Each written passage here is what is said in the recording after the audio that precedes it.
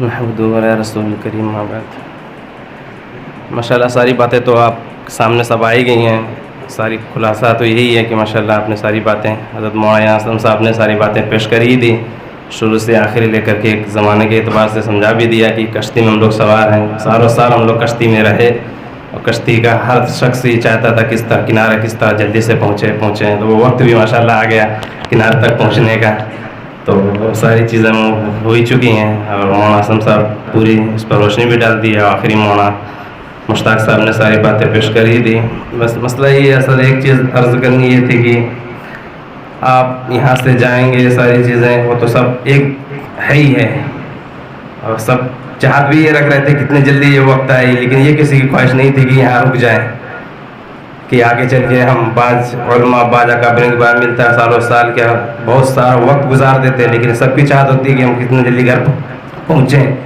تو ماشاءاللہ سب لوگ پہنچ بھی گئے ہیں, وقت پر آ بھی گئے ہیں, تو کنارہ بھی قریب ہے. تو بس ایک بات عرض یہ کرنی تھی کہ کنارہ آ چکا ہے,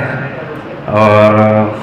کس طریقے گھر جائیں, گھر جانے کے بعد کئی چیز کا خیال رکھنے کی ضرورت ہے کہ آپ جائیں گے تو آپ سے شاید ہی کوئی آپ سے کسی سورے کا سوال کرے گا یا کہ آیت کا سوال کرے, کوئی نہیں کرے گا, لیکن آپ کی پریکٹیکل زندگی کے بارے میں سوال کرے گا, دیکھ کر نمونہ پیش کرے گا آپ جو کیا پیش کرنے آئیں گے لوگوں کے سامنے.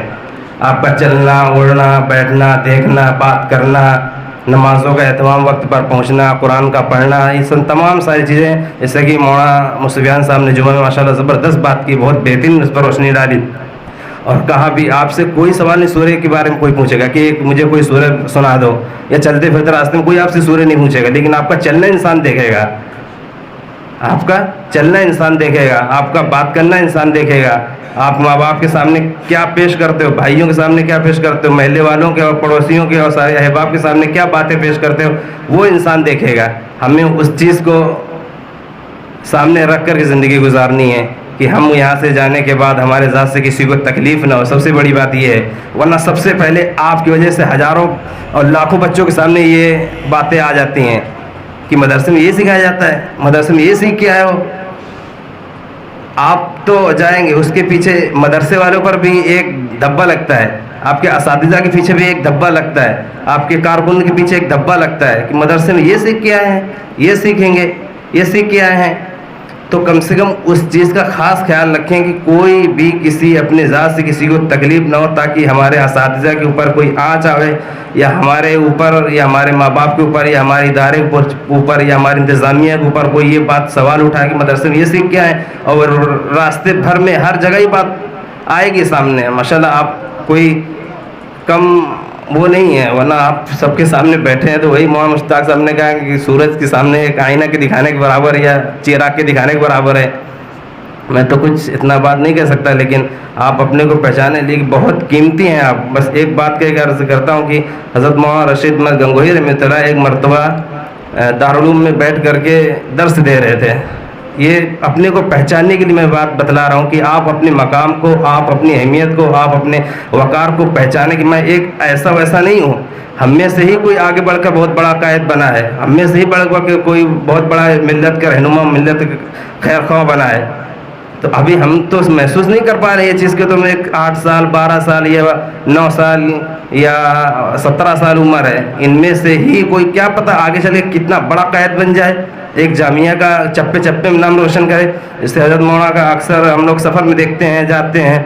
تو اتنے بڑے ڈھاول میں حضرت مولانا جامعہ کا فاضل کا نام لے کر پکارنا کوئی کھیل ہے؟ اتنا بڑے ادارے میں نام لے کر آپ کے محتم صاحب کو پکارنا, بات کرنا, یہ کوئی کھیل ہے؟ تو آپ بھی جس میدان میں کھڑے ہوں گے, جس فیلڈ پر کھڑے ہوں گے, جس اسٹیج پہ کھڑے ہوں گے, تو آپ پوچھیں گے آپ سے ہو کہ کہاں سے ہیں, تو ایک سارے اساتذہ کا جامعہ کا ایک نام چوڑا ہوگا, ایک دل وہ ہوگا کہ نہیں واقعی میں کہیں سے آئے, تو ایک چاہت بڑھے گی کہ ہم کیوں نہ ایسے بچوں کو ایسے ادارے میں بھیجیں. اور ہوتا ہے. تو حضرت مولانا رشید احمد گنگوہی رحمۃ اللہ علیہ مسجد میں حسین میں درس دے رہے تھے, اچانک بارش ہوئی تو سارے طلبہ بھاگے.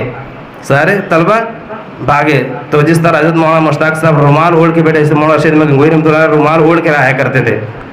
تو انہوں نے بچھایا اور وہاں کے جتنے طلبہ کے جوتے چپل سب اپنے گٹھری میں اس میں باندھے اور لے کر چلنے لگے. طلبہ کی چیخیں نکل گئیں. بولا اللہ استاد آپ لے کے جا رہے ہیں؟ تو انہوں نے ایک جملہ کہا تھا کہ جو قال اللہ قال رسول پڑھتا ہے اس کے رشید میں گنگوئی اگر جوتی چپل نہیں اٹھائے گا تو کیا کرے گا,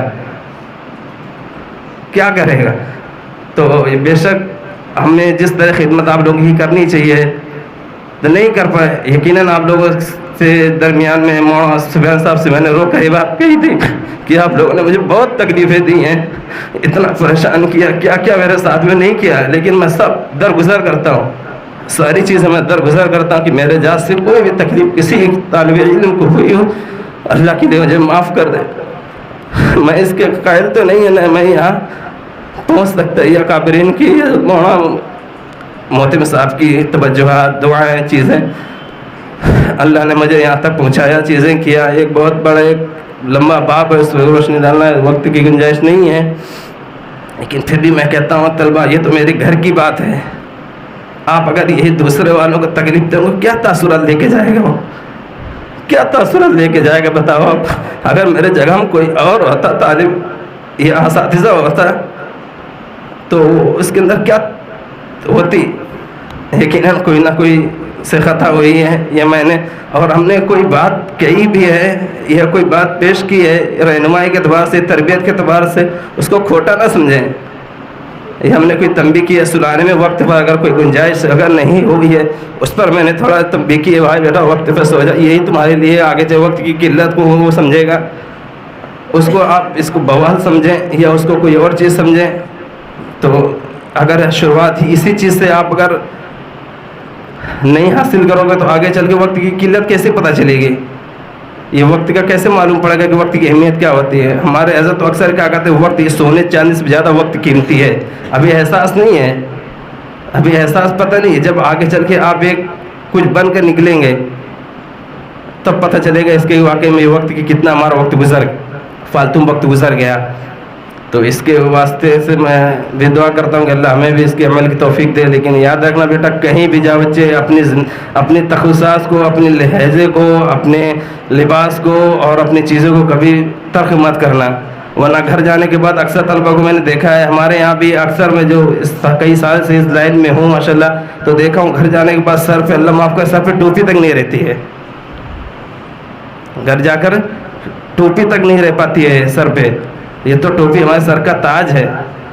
اور ہم مدارس والے طلبہ اگر گھر محلے میں شہر میں گاؤں میں اپنے لباس اپنی چیز, تو ہم میں اور ان میں سے کیا فرق رہ جائے گا کہ کوئی کہہ سکتا ہے کہ مدارس کی طلبہ ہیں, یہ مدارس کی وہ ہیں. تو کم سے کم اپنی حیت کو برقرار رکھیں, اپنی حیت کو ضائع نہ ہونے دیں کہ کم سے کم کہ ہماری لباس پہ کوئی گھر جانے کے بعد سارے کپڑے اتار گئے, کوئی ٹی شرٹ میں آ جاتا ہے, کوئی جینس پہنتا ہے, کوئی کچھ کرتا ہے, کوئی کچھ کرتا ہے. تو وہ سب فائدہ کیا رہے گا. ہمارے مدرسے میں سالوں سال ہم نے وقت گزارا, سالوں سال اساتذہ کے سامنے انہوں نے تربیت پائی, بہت روزانہ کچھ نہ کچھ نصیحتیں آتی رہی ہیں. ہم ان کو ایک کونے میں رکھ کر کے اور اپنا لباس اپنی چیزیں سب وہ کر لیا, تو فائدہ کیا رہا. تو کم سے کم اس چیز کو خاص خیال رکھیں, راستے میں جاتے کوئی بھی ایسی چیز کہ ہمارے وہ نہ ہو. اور باقی چیز ماشاءاللہ ساری چیزیں آ گئی ہیں, میں ایسی بات اپنی مکمل کرتا ہوں.